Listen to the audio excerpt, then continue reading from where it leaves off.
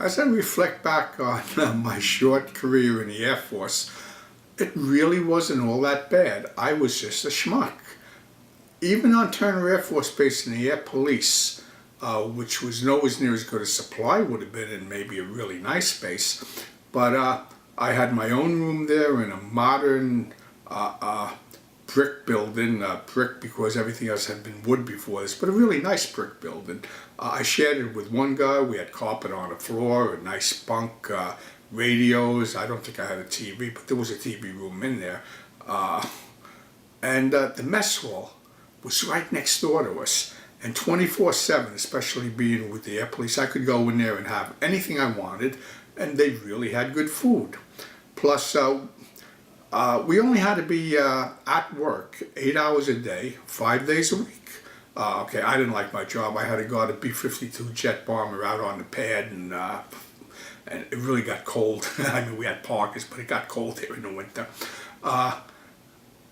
But we could go into town anytime we wanted. Just hitch a ride in, or well, I had become good friends with this character, George Caravone, young, good-looking Italian guy whose father was a Shylock at a bookie upstate New York, and he lived there with a young wife, really good-looking chick, and he had a brand new convertible, and he was actually a Shylock right there on the base. He would lend money because everybody was always broke, and he would get 50% interest, like lend him $10 for 15 back on payday. I mean, this is absolutely absurd, but he got it. So life wasn't all that bad. It really wasn't. Nah, I should have stayed in.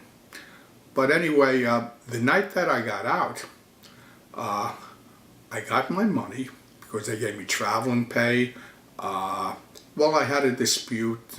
I had gotten into a lot of trouble, but small trouble, and my sergeant just wanted me out. He told me he was going to get me a general discharge. I ended up talking my way into an honorable discharge, DD Form 214, unable to adapt, but an honorable discharge. And I took my traveling pay, all kinds of money they gave me. It wasn't a fortune, but it was a nice little amount.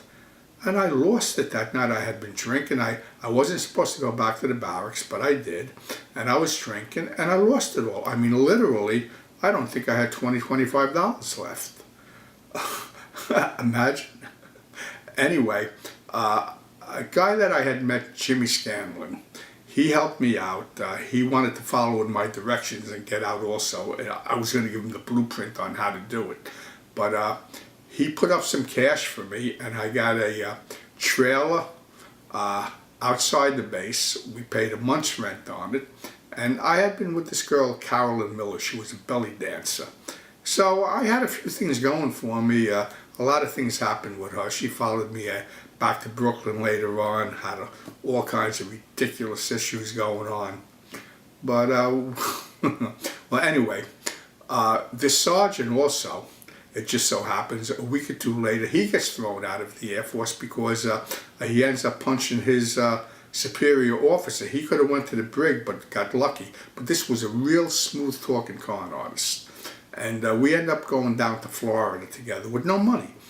We took the bus to Jacksonville, and then we hitchhiked and almost got killed going to Miami because we were with a nut job that gave us a ride that had a blowout and whatever. But anyway, we get in there, and with no money, he talks these people at a boarding house into giving us a room, telling them that our luggage got fouled up in Jacksonville, and we have travels checks in there that is going to give them 6 months rent in advance because we were with this electronics firm, and we're going to be there that time, and they bought the story.